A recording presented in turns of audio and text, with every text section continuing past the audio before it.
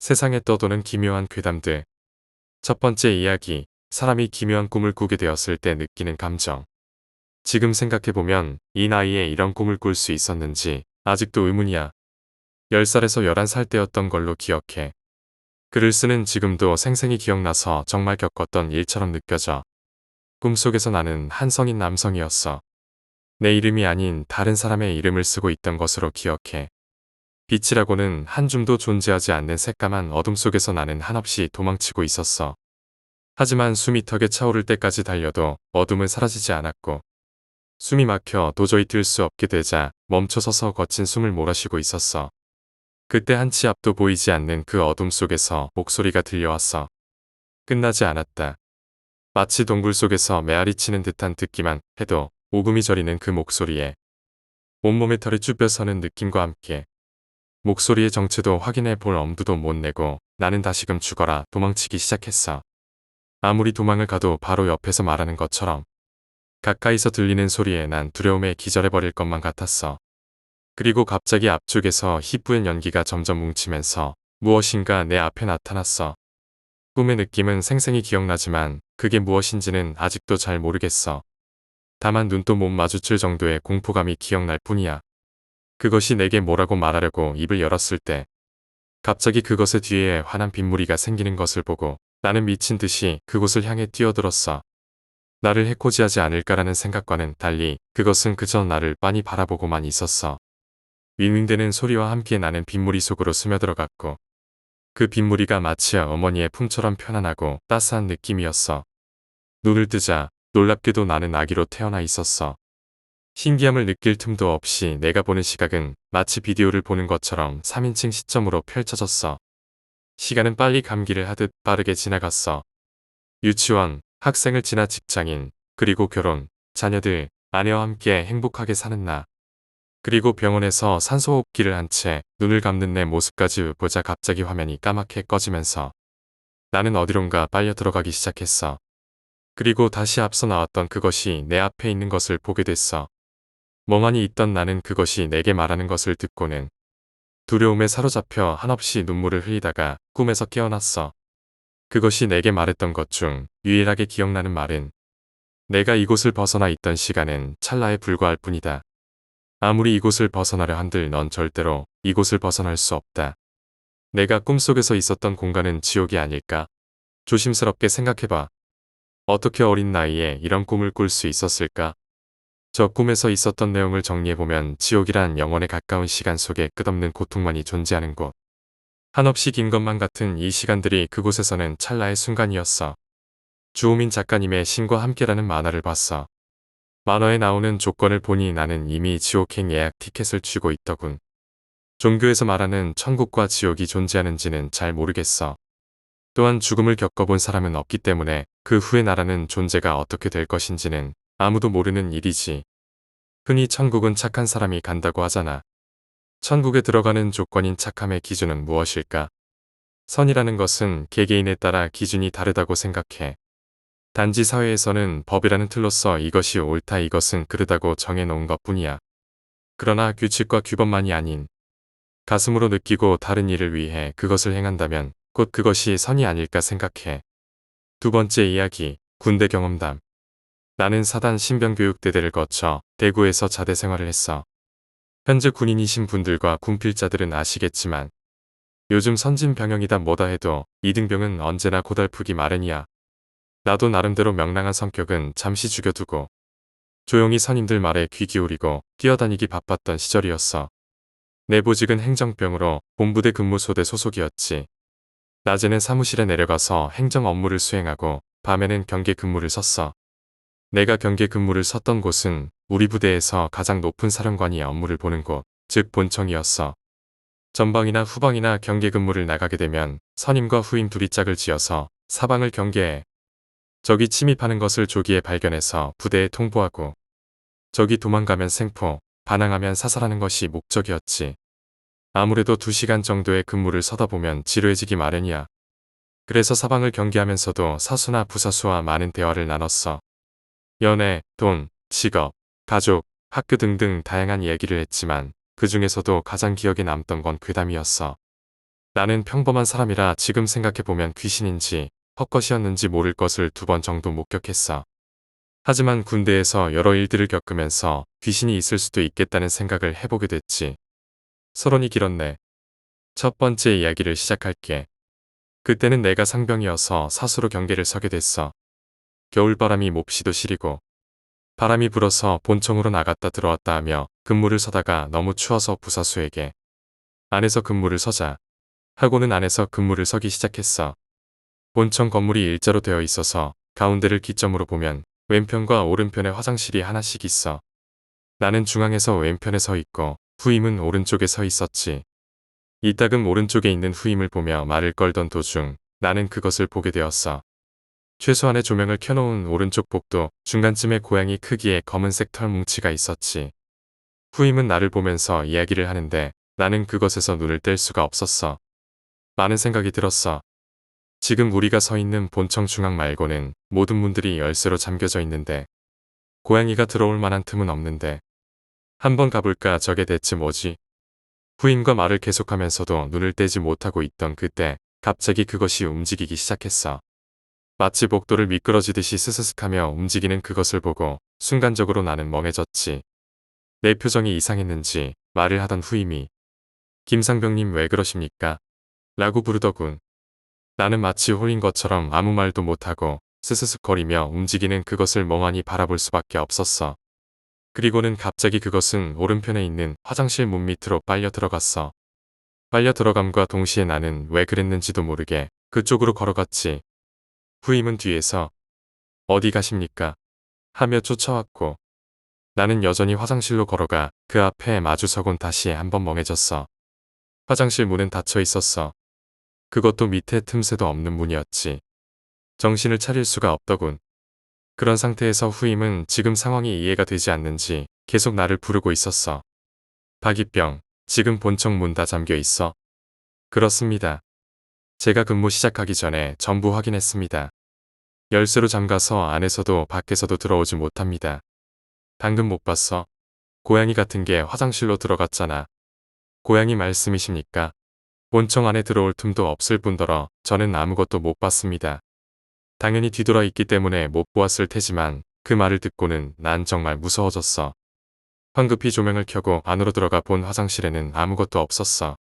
창살이 있던 창문도 닫혀 있고 조용히 입을 벌리고 있는 좌변기들만 있을 뿐이었어. 그때 거울에 비친 내 모습마저 무서워지더군.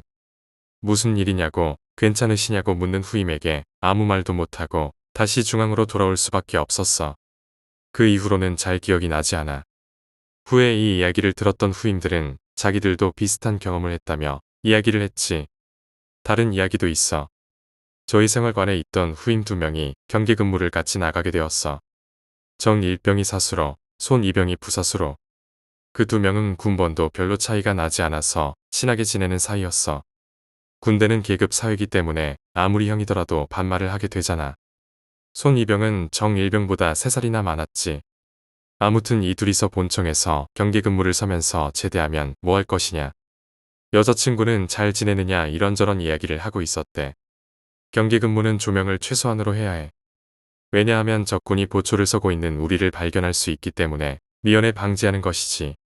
그러다 보니 어두컴컴한 곳에서 은신하고 밖을 경계하는데 갑자기 군화 소리가 들려오더래. 후임들은 간부가 올라오는 줄 알고 대화를 멈추고 경계하고 있었는데 군화 소리는 더 이상 들려오지 않았어. 아무런 소리가 들리지 않자 후임들은 다시 대화를 시작했어. 그런 와중에 군화 소리가 간헐적으로 계속해서 들려오더래. 간부가 올라오나 싶어 확인해보면 아무도 없었대. 경계 근무를 서는 중앙을 제외한 모든 문은 폐쇄한 상태였어. 정일병은 신경이 쓰여서 자기가 확인해보겠다며 손이병은 경계 근무를 서라고 하고 본청을 돌아보기 시작했대. 본청은 중앙을 기점으로 왼쪽과 오른쪽으로 나뉘는데 정일병이 왼쪽이 이상이 없자 오른쪽으로 가려는 그 순간 갑자기 다다닥 하는 군화 소리와 함께 어떤 그림자가 오른편에 있는 문을 향해 미친 듯이 달리더래. 깜짝 놀란 정일병은 밖에 있던 손이병에게 지금 거주자 밖으로 나간다. 잡아라고 외치고 오른편을 돌아봤는데 아무도 없더래. 거수자는 분명 문 쪽으로 달렸는데 손이병에게 잠깐 말하는 사이에 사라진 거야. 정일병은 순간 벙쪘어. 밖에서는 손이병이 거기서 움직이면 쏜다 라고 외치면서 달려가고 있었어. 정일병은 황당해서 멍하니 있는데 밖에서 거수자를 쫓던 손이병이 헉헉대며 돌아와서는 정일병님 거수자가 사라졌습니다. 코너를 돌면 바로 평지라 숨을 곳도 없는데 사라졌습니다. 라고 보고를 했대. 그런데 그 와중에 정일병은 무서운 사실을 깨닫게 됐어. 분명 근무를 서기 전에 모든 문을 폐쇄했는데 저 거수자는 어떻게 밖으로 나간 거지? 게다가 밖에 있던 손이병은 그 거수자를 보고 쫓아갔다고. 손이병, 너 거주자 봤어? 어두워서 그림자같이 보이긴 했는데 미친 듯이 쫓아가는데도 말도 안 되게 빨랐습니다. 손이병, 근무 서기 전에 문 폐쇄했지? 그치? 확실히 확인했지? 손이병은 이때서야 깨닫고 둘은 마주본 채 떨리는 마음으로 오른쪽 문으로 갔대. 복도를 걷는 그 짧은 시간이 마치 영혼의 시간처럼 느껴지고 마침내 문으로 갔을 때 문이 잠겨있는 것을 확인한 둘은 다리가 풀리는 것을 느끼며 온몸에 소름이 돋는 경험을 했대. 이 이야기는 족구장에 관한 이야기야. 본청 앞에는 족구장이 하나 있어. 계단을 꽤 내려가야 해서 본청보다는 많이 낮은 곳에 있어. 계단이 많은 만큼 높이도 있고 밤이면 어두워서 조심해야 해. 이 이야기는 내 동기와 다른 분대 후임이 겪었던 일이야. 그날은 안개가 끼고 비가 부슬부슬 오는 밤이었어. 내 동기가 같이 근무서는 후임이 어리바리해서 애를 먹고 있었대. 근무 복장을 바로잡아주고 근무 요령과 행동들을 가르쳐주고 항상 사방을 잘 둘러보라는 동기의 말에 후임은 주위를 샅샅이 훑어보고 있었어. 그러던 중 갑자기 후임의 시선이 한 곳에 멈췄대. 그 상태에서 계속 한 곳만 주시하고 있으니 동기는 뭐지 이 새끼라고 생각하며 그쪽을 쳐다보니 그곳은 족구장이었어. 동기는 이상한 거라도 있어. 어디에? 라고 말하며 후임에게 말을 걸었지만 후임은 아무 말도 안 하고 계속 한 곳만 보고 있더래. 뭔가 이상함을 느낀 동기가 내 말 안 들려? 내 말 안 들리냐고 라고 화를 냈어. 그런데 이 후임은 미동도 안 하고 있다가 갑자기 앞으로 한 발자국 걸어가더래. 동기는 점점 화가 나기 시작했고 욕을 한 바가지 퍼부으려던 그때였어. 갑자기 후임이 근무지를 벗어나서 족구장 쪽으로 걷기 시작했대. 동기는 순간적으로 이상함을 느껴서 후임을 미친 듯이 불렀대. 후임은 계속해서 족구장 쪽으로 걸어갔고 더 이상 가면 족구장으로 추락하겠다 싶어 동기는 후임에게 달려가서 후임을 낚아채 자기 쪽으로 돌렸대. 눈이 풀려있는 후임을 보고는 기겁했어. 그 와중에도 동기는 후임에게 계속 말을 걸었고 몸을 계속 흔들자 살려주십시오 라고 하면서 울먹이더래. 이제 이상함을 넘어서서 공포감이 느껴진 동기는 일단 그 녀석을 끌고 다시 근무지로 돌아왔어. 울먹이는 후임을 달래주고는 어느 정도 진정이 되자 왜 그랬는지를 물어봤어. 그러자 후임은 제가 신상병님이 가르쳐주신 대로 주변을 경계하고 있었습니다. 그런데 족구장 쪽에서 흰 무언가가 보여서 뭐지? 하고 다시 보니 어떤 여자가 있었습니다. 제가 이 시간에 저기에 사람이 있을 리가 없는 데라고 생각하고 있었는데 갑자기 그 여자가 제게 손짓을 하기 시작했습니다. 마치 이리 와 하는 것처럼. 동기는 여기까지 듣고 벌써 등에 소름이 돋기 시작했대. 아무 말도 못하고 계속 듣고 있으니 후임은 울먹이면서 계속 말을 했어. 그걸 보고 있는데 갑자기 몽롱해지면서 날 부르는데 가야겠다 가봐야겠다는 생각만 머릿속에 꽉 찼습니다. 다른 생각은 안 들고 오로지 그 생각밖에 들지 않았습니다. 그래서 그 여자 쪽으로 걷고 있는데 신상병님이 부르는 소리가 들렸습니다. 전부 다 들렸습니다.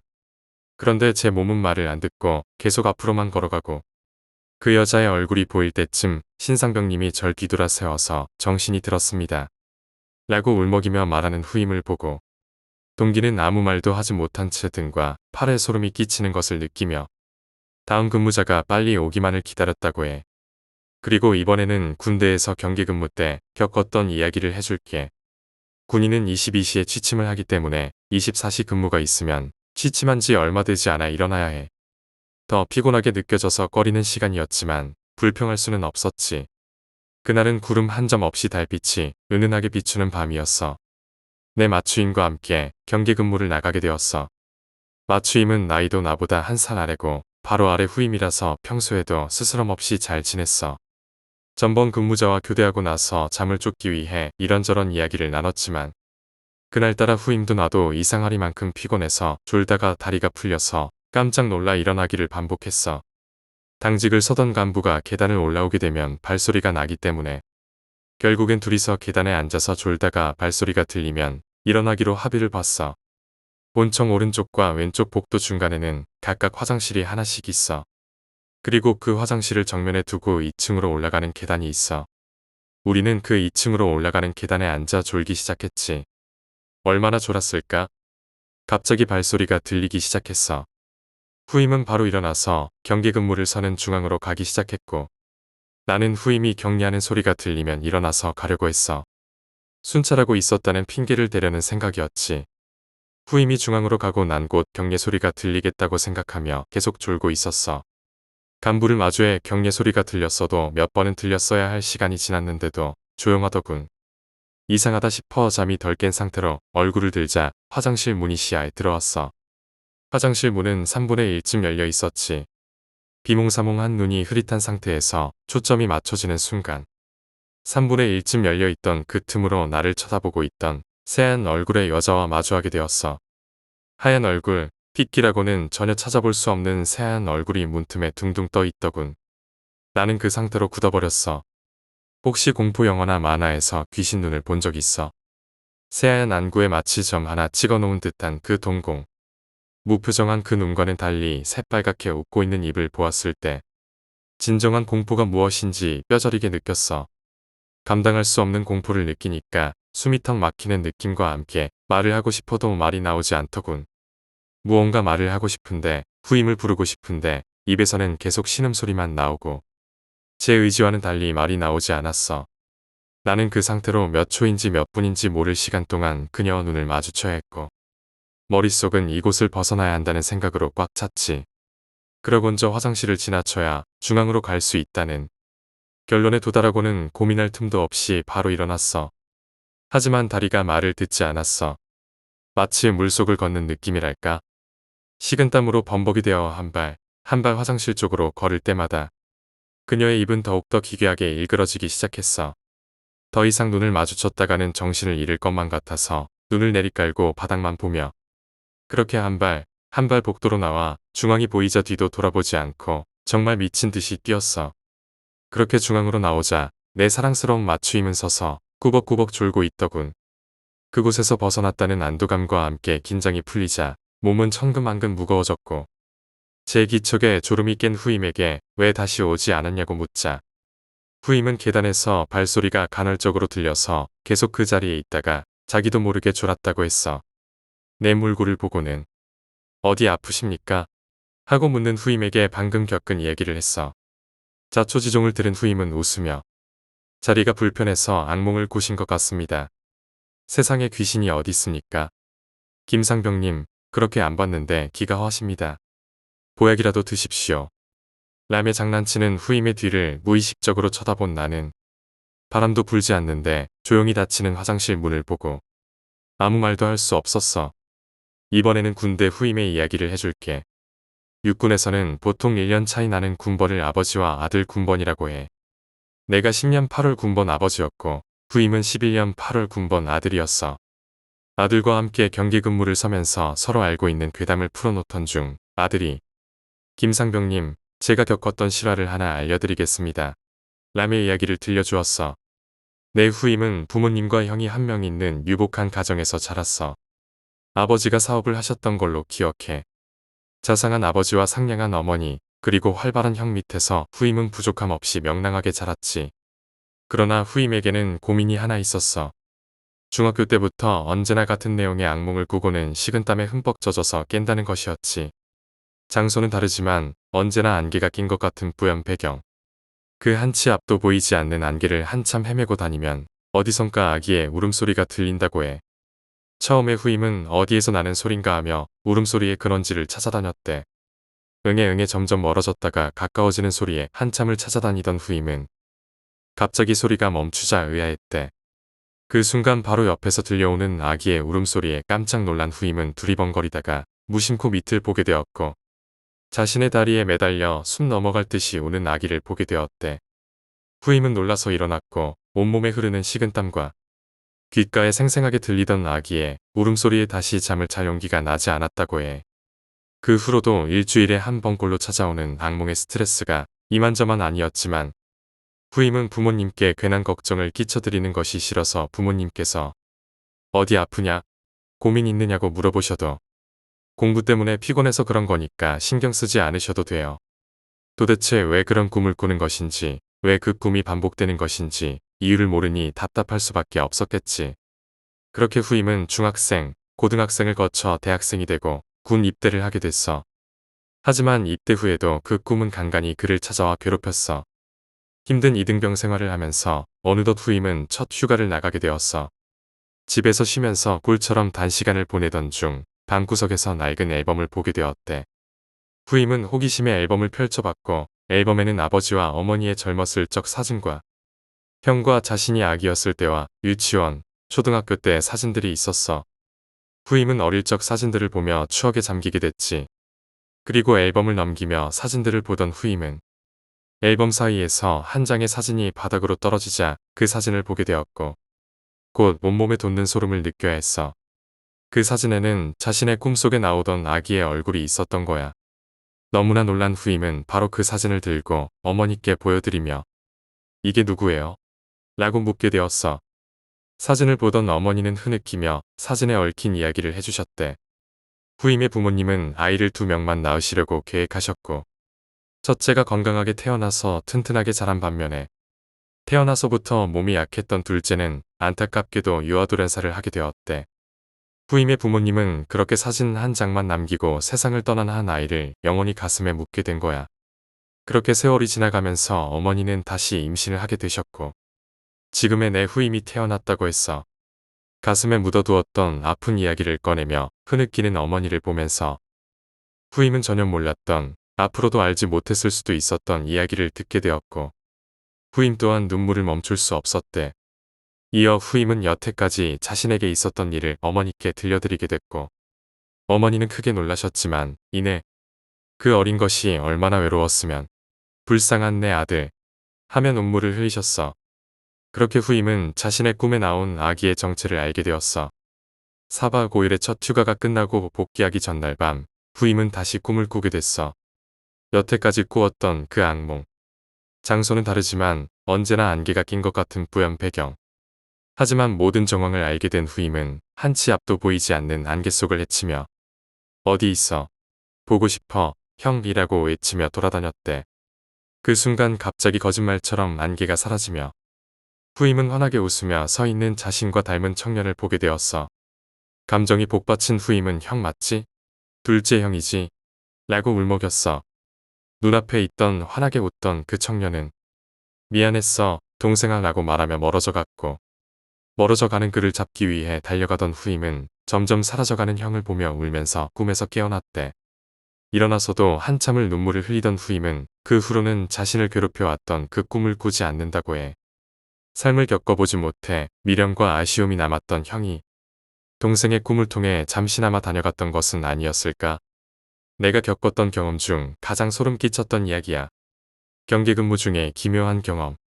내가 병장이 되던 무렵이었어. 그날은 평소처럼 경계 근무를 서고 있었지. 하지만 그날은 뭔가 달랐어. 날씨도 좋았고 바람도 잔잔했는데 어딘가 모르게 찝찝한 기분이 들었어.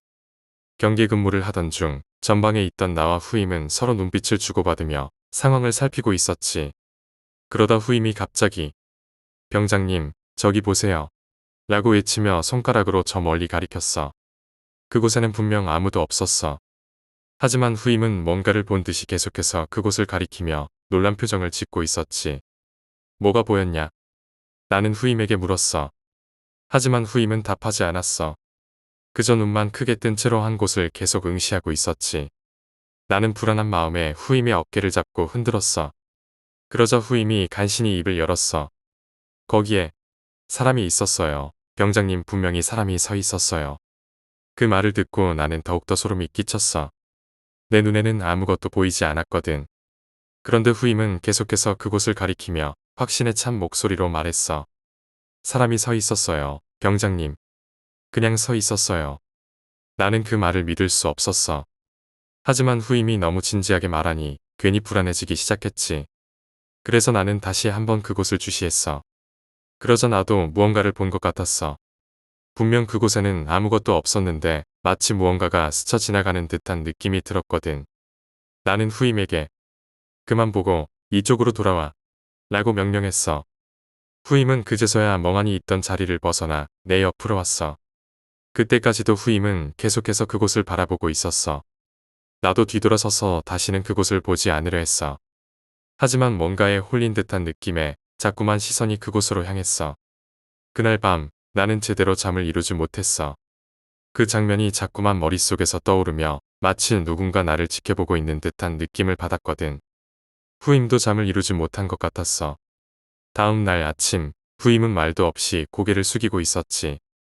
나는 그에게 말을 걸어봤지만 후임은 끝내 입을 열지 않았어. 그 후로도 우리는 그날 밤의 얘기를 꺼내지 않았어. 그저 서로의 눈빛만으로 그날의 공포를 떠올릴 뿐이었지. 그 일이 있은 후 나는 다시는 그 경계 근무지를 지키지 않았어. 어떤 이유에서인지 몰라도 그곳은 분명 뭔가 잘못된 것이었어. 후임도 그 후로는 그날의 이야기를 하지 않았고 우리는 자연스럽게 그 일을 잊으려 노력했어. 하지만 여전히 가끔씩 그날의 기억이 떠오르면 등골이 서늘해지곤 해. 마지막으로 또 하나의 이야기를 해줄게. 산속의 이상한 소리. 어느 날 우리는 부대 훈련으로 산속에서 야영을 하게 되었어. 그날은 유난히 달이 밝고 하늘에는 구름 한 점 없었지. 훈련은 무사히 끝났고 우리는 산속에서 밤을 보내게 되었어. 모두들 피곤해서 일찍 잠자리에 들었지만 나는 쉽게 잠들 수가 없었어.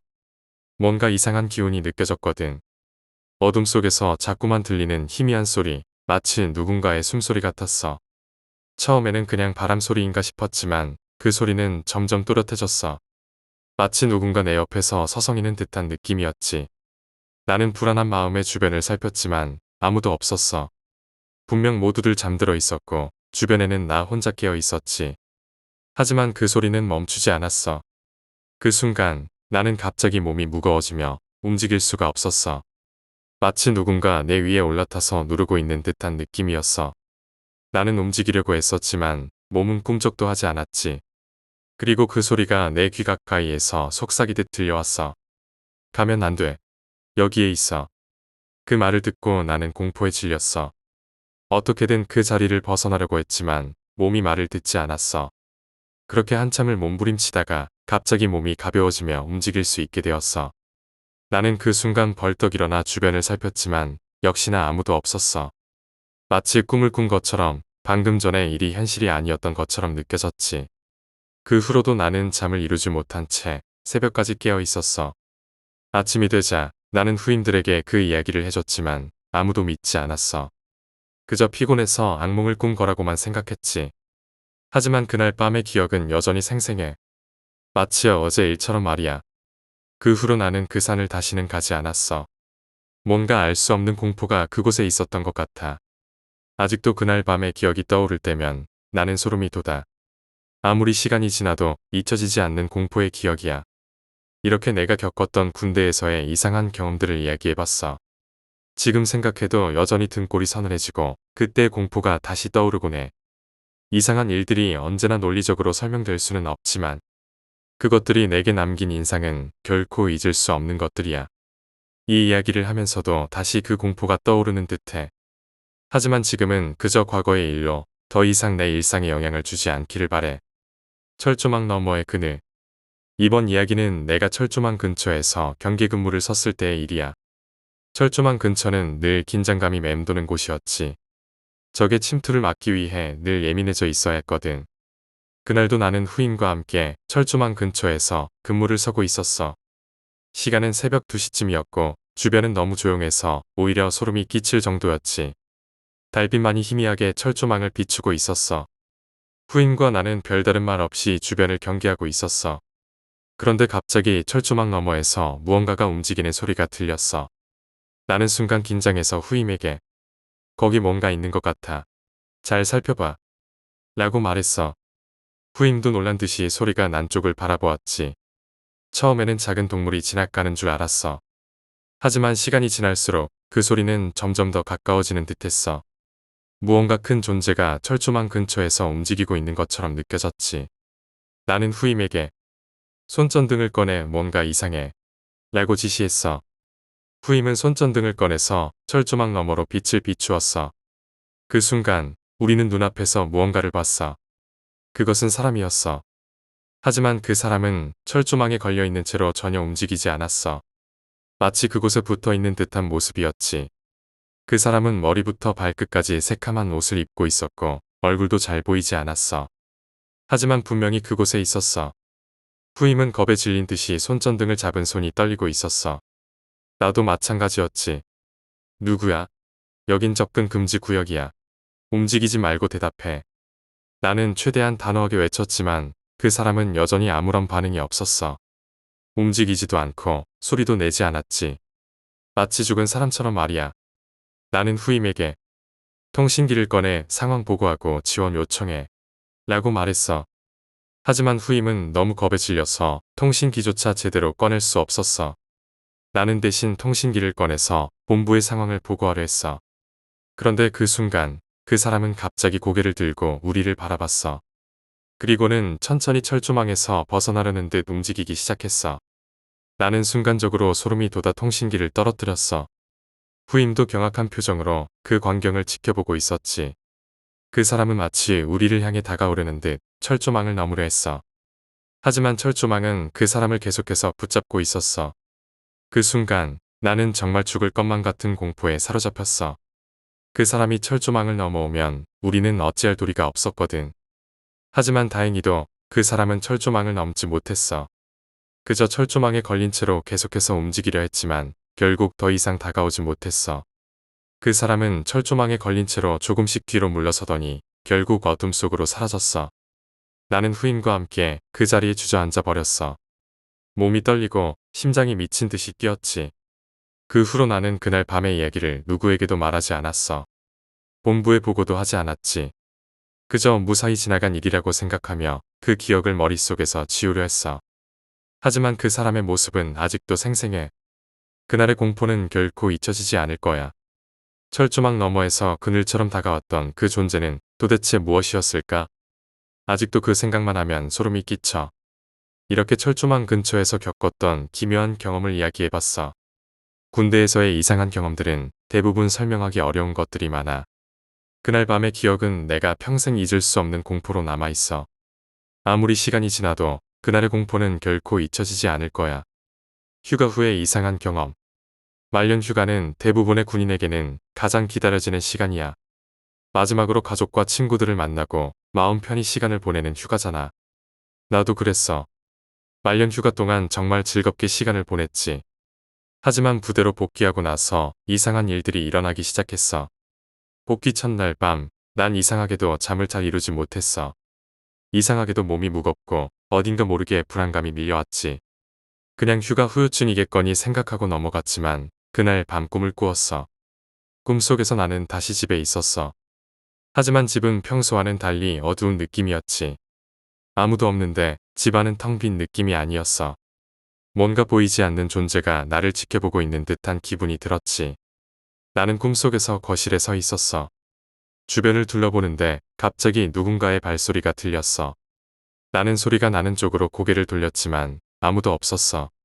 그런데 그 순간 내 바로 옆에서 무언가가 스쳐 지나가는 기분이 들었어. 정확히 뭔지는 모르겠지만 분명 뭔가가 내 곁을 지나갔어.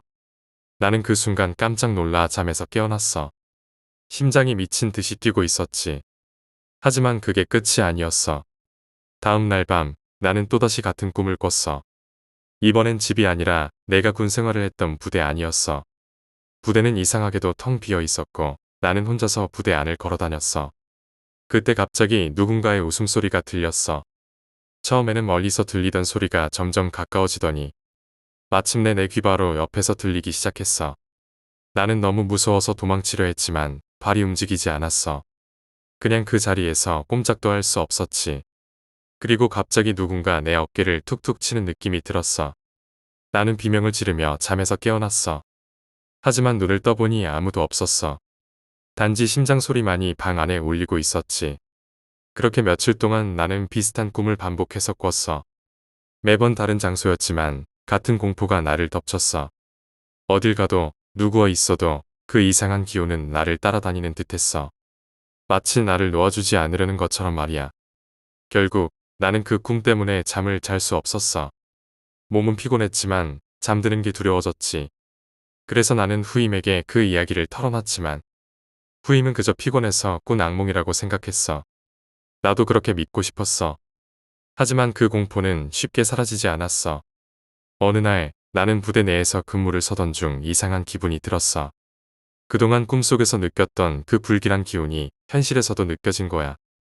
나는 순간적으로 등골이 오싹해졌어. 그리고 그때 갑자기 누군가 내 뒤에서 속삭이는 소리를 들었어. 여기 있어. 떠나지 마. 나는 그 소리에 기겁해서 뒤돌아봤지만 아무도 없었어. 주변에는 고요한 어둠만이 감돌고 있었지. 나는 그 순간 모든 게 혼란스러워졌어. 이게 꿈인지 현실인지도 모를 정도로 말이야. 결국 나는 그날 밤을 무사히 넘기고 아침이 되었지만 그 소리는 내 머릿속에서 떠나지 않았어. 그 후로도 나는 그 소리와 기운을 계속 느꼈어. 마치 무언가가 나를 놓아주지 않으려는 것처럼. 그래서 나는 제대할 날만을 손꼽아 기다렸어. 부대를 떠나면 이 모든 것이 끝날 거라고 믿으면서 말이야. 그리고 드디어 제대하는 날이 왔어. 나는 마지막으로 부대를 돌아보며 작별 인사를 했지. 하지만 이상하게도 그날 아침에는 그 기운이 전혀 느껴지지 않았어. 마치 내가 떠나는 걸 알고 있는 듯이 아무 일도 없었던 것처럼 말이야. 나는 부대를 떠나면서 그 모든 게 끝났다고 생각했어. 하지만 그 후로도 가끔씩 그 소리가 머릿속에 울려 퍼져. 특히 밤이 깊어지고 혼자 있을 때 그 소리가 다시 들리는 것 같아. 여기 있어. 떠나지 마. 마치 나를 놓아주지 않으려는 듯한 그 소리 말이야. 지금은 제대하고 나서 시간이 꽤 지났지만 그 기억은 여전히 생생해. 그 이상한 꿈과 기운이 나를 놓아주지 않았던 그 시간들. 어쩌면 그 모든 게 내 상상이었을 수도 있지만 그 공포는 결코 상상이 아니었어. 그때의 경험은 내가 군대에서 겪었던 것 중 가장 이상하고 무서운 일이었어. 제대 후에 이상한 만남. 제대하고 나서 나는 고향으로 돌아갔어. 가족들과 오랜만에 재회하고 친구들도 만나고 평범한 일상으로 돌아왔지. 제대 후에는 그동안 꿈꾸었던 대학 생활을 준비하느라 바빴어. 하지만 이상하게도 제대 후 몇 주가 지나고 나서부터 계속해서 이상한 꿈을 꾸기 시작했어. 꿈속에서 나는 늘 어딘가로 가고 있었어. 낯선 길, 낯선 풍경, 그런데도 어딘가 익숙한 느낌이 들었지. 꿈속에서 나는 그 길을 따라 계속 걸어갔어. 그리고 그 길 끝에는 항상 한 사람이 서 있었어. 하지만 그 사람의 얼굴은 볼 수 없었어. 마치 안개에 가려진 것처럼 흐릿했지. 처음에는 그냥 단순한 꿈이라고 생각했어. 하지만 그 꿈이 매일 밤 반복되면서 나는 점점 불안해지기 시작했어. 그 사람은 매번 조금씩 더 가까이 다가왔고 나는 그 사람이 누구인지 궁금해지기 시작했어. 그러던 어느 날 밤 나는 그 꿈속에서 그 사람에게 다가갔어. 당신은 누구죠? 나는 꿈속에서 그 사람에게 물었어. 그 사람은 대답하지 않았어. 그저 나를 가만히 바라보고 있었지. 그리고는 천천히 손을 내밀었어. 나는 그 손을 잡아야 할지 말아야 할지 망설였어. 하지만 호기심에 이끌려 결국 그 손을 잡았어. 그 순간 나는 깨어났어. 마치 꿈이 아닌 현실에서 그 손을 잡은 것처럼 손끝에 그 감촉이 생생했어. 그리고 그날 이후로 그 꿈은 더 이상 꾸지 않았어. 대신 현실에서 이상한 일들이 일어나기 시작했어. 어느 날 나는 대학 도서관에서 공부를 하고 있었어. 그날은 유난히 사람들이 많아서 자리가 없었지. 나는 겨우 한 자리를 찾아 앉았는데 그 옆자리에 앉은 사람이 계속해서 나를 쳐다보고 있는 거야. 처음에는 신경 쓰지 않으려고 했지만 그 시선이 너무 강렬해서 도저히 무시할 수가 없었어. 나는 고개를 돌려 그 사람을 바라봤어. 그런데 그 순간 나는 얼어붙을 수밖에 없었어. 그 사람은 바로 꿈속에서 내가 만났던 그 사람이었어. 비슷한 느낌, 비슷한 분위기, 얼굴은 분명 다르지만 그 기운은 동일했어. 그 사람은 나에게 미소를 지으며 인사를 건넸어. 안녕하세요.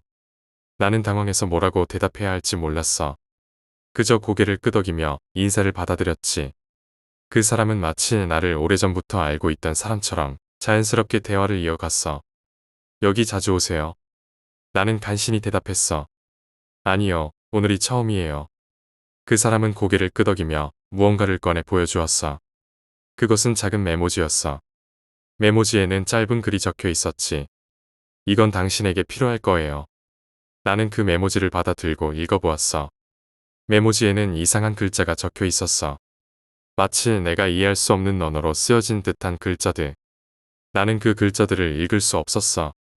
하지만 이상하게도 그 글자가 나에게 무언가를 전달하려는 것처럼 느껴졌어. 그 사람은 내가 메모지를 다 읽은 후에 가볍게 웃으며 말했어. 이해하지 못해도 괜찮아요. 그저 당신이 이걸 기억하면 돼요. 나는 그 말을 듣고 더 이상 무슨 말을 해야 할지 몰랐어. 그 사람은 메모지를 다시 내게 건네주고는 자리에서 일어났어. 그럼 이만 가볼게요. 좋은 하루 보내세요. 그 사람은 그렇게 말하고는 도서관을 떠났어. 나는 그 사람이 떠나는 모습을 멍하니 바라보고만 있었지. 그 후로 나는 그 사람을 다시 만난 적이 없어. 하지만 그 메모지는 아직도 내 책상 서랍 속에 있어. 그때 받은 메모지의 글자는 여전히 해독할 수 없지만 그 메모지를 볼 때마다 묘한 기분이 들어. 마치 그 글자가 나에게 무언가 중요한 메시지를 전달하려는 것처럼 말이야. 이후로도 나는 가끔씩 그 사람이 꿈속에 나타나곤 해. 여전히 그 사람이 누구인지, 왜 나에게 그 메모지를 건네줬는지 모르겠어. 하지만 그 만남은 내게 강한 인상을 남겼어. 그 사람이 내게 남긴 메시지가 무엇인지 언젠가 알게 될 날이 올지 모르겠지만 그때까지는 그 메모지를 소중히 간직하고 있을 거야. 이것이 내가 제대 후에 겪었던 또 하나의 이상한 경험이야. 그 만남이 무엇을 의미하는지 지금도 계속 궁금해하고 있어. 아마도 그 비밀은 시간이 지나야 풀릴지도 모르겠어. 대학생활 중 겪었던 이상한 일. 대학에 입학한 첫 학기, 나는 새로운 환경과 사람들에 적응하느라 바빴어. 친구도 사귀고 공부도 열심히 하고 캠퍼스 생활을 즐기고 있었지. 하지만 어느 날부터인가 이상한 일이 일어나기 시작했어. 그날은 평소처럼 강의를 마치고 도서관에 가기 위해 캠퍼스를 걷고 있었어. 해가 지기 시작하면서 캠퍼스는 점점 어두워졌고 학생들도 하나둘씩 기숙사로 돌아가고 있었지. 나는 도서관에서 남은 과제를 끝내려고 서둘러 걸음을 옮기고 있었어. 그런데 갑자기 뒤에서 누군가가 나를 부르는 소리가 들렸어. 처음에는 그냥 친구들이 장난치는 줄 알았어. 하지만 그 소리는 점점 더 가까워졌고 결국 내 바로 뒤에서 멈췄어. 나는 멈춰서서 뒤를 돌아봤지만 아무도 없었어. 주변을 둘러봐도 아무도 보이지 않았지. 그 순간 이상한 기분이 들기 시작했어. 나는 조금 불안해졌지만 대수롭지 않게 여기고 다시 걸음을 옮겼어. 하지만 도서관에 도착해서 자리에 앉으려고 할 때 또다시 그 소리가 들렸어. 이번에는 더욱 명확하게 내 이름을 부르는 소리였어. 나는 순간적으로 공포를 느꼈어. 도서관 안에는 나 말고도 몇 명의 학생들이 있었지만 그 소리는 분명히 나를 부르고 있었어. 나는 주변을 살펴봤지만 아무도 나를 부르는 사람은 없었어. 그냥 공부에 집중하고 있는 학생들 뿐이었지. 나는 당황스러워서 자리에서 일어나 도서관을 나가려 했어. 그런데 그 순간 내 앞에 있던 책이 갑자기 바닥으로 떨어졌어. 아무런 이유 없이 말이야. 나는 얼어붙을 수밖에 없었어. 책을 집어들고 자리에 돌아왔지만 이상한 기분은 사라지지 않았어. 오히려 더 강하게 다가왔지. 그날 밤 나는 그 기분에 시달리며 도저히 집중할 수 없었어. 결국 과제도 끝내지 못하고 기숙사로 돌아갔어. 기숙사에 도착하자마자 나는 친구들에게 이 이야기를 털어놨어. 하지만 친구들은 그저 웃으며 피곤해서 헛것이 들린 거야 라고 말할 뿐이었어. 나도 그렇게 믿으려고 했지만 마음속 깊은 곳에서는 그게 단순한 헛것이 아니라고 느끼고 있었어. 그날 밤 나는 잠자리에 들었지만 쉽게 잠들지 못했어. 잠을 청하려고 눈을 감으면 자꾸만 그날의 일이 떠올랐어. 그리고 마침내 잠에 들었을 때 나는 끔찍한 꿈을 꾸었어. 꿈속에서 나는 다시 그 도서관에 있었어. 하지만 이번에는 도서관이 비어 있었고 불빛도 희미하게 깜빡거리고 있었어. 나는 혼자서 그 넓은 도서관 안을 돌아다니고 있었지. 그리고 갑자기 누군가의 발소리가 들려왔어. 처음에는 멀리서 들리던 소리가 점점 가까워지더니 내 바로 뒤에서 멈췄어. 나는 꿈속에서도 엄청난 공포를 느꼈어. 뒤돌아보지 않으려 했지만 뭔가에 이끌리듯 고개를 돌렸어. 그리고 그 순간 나는 어떤 사람과 마주쳤어. 그 사람은 낯선 얼굴이었지만 어딘가 익숙한 느낌이 들었어. 하지만 그 얼굴이 전혀 기억나지 않았어.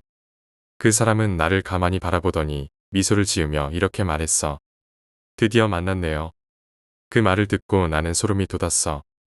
그 사람이 누구인지, 왜 나에게 그런 말을 하는지 도무지 알 수 없었어. 나는 그 자리에서 도망치려 했지만 몸이 꿈쩍도 하지 않았어. 마치 그 자리에 붙어버린 것처럼 말이야. 그 사람은 천천히 다가와 나에게 손을 내밀었어. 그 손은 꿈속에서조차 차가웠어. 나는 그 손을 잡지 않으려고 했었지만 이상하게도 그 손이 내 손을 잡는 것을 막을 수 없었어. 그리고 그 순간 나는 깨어났어. 침대에서 벌떡 일어난 나는 온몸에 땀이 흥건했어. 마치 진짜로 그 사람의 손을 잡았던 것처럼 손끝이 차가웠지. 심장은 미친 듯이 뛰고 있었고 나는 도무지 그 공포에서 벗어날 수 없었어. 그날 이후로 나는 그 도서관에 가기를 꺼리게 되었어. 그때마다 그날의 일이 떠올라서 말이야. 그리고 가끔씩 그 꿈이 다시 나타나기도 해. 여전히 그 사람이 누구인지, 왜 나를 찾아왔는지 알 수 없지만 그 기억은 결코 잊을 수 없어. 그 후로도 나는 그 도서관에서 공부를 하긴 했지만 그날의 공포는 여전히 나를 따라다니고 있어. 가끔씩 도서관에서 책을 읽다가도 그 사람이 나타날까봐 불안해지곤 해. 하지만 지금은 그 공포를 조금씩 이겨내려고 노력하고 있어. 어쩌면 그 사람과의 만남이 내게 무엇인가를 의미하는 것일지도 모르겠지만 그걸 알아내기까지는 시간이 더 걸릴 것 같아. 이렇게 내가 대학생활 중 겪었던 이상한 일을 이야기해봤어. 그 경험은 내게 깊은 인상을 남겼고 지금도 가끔씩 그 기억이 떠오를 때면 여전히 소름이 돋아. 하지만 그 공포를 이겨내려고 노력하면서 그 경험이 내게 주는 의미를 찾아가고 있어. 어쩌면 그 사람과의 만남은 우연이 아닐지도 모르겠어.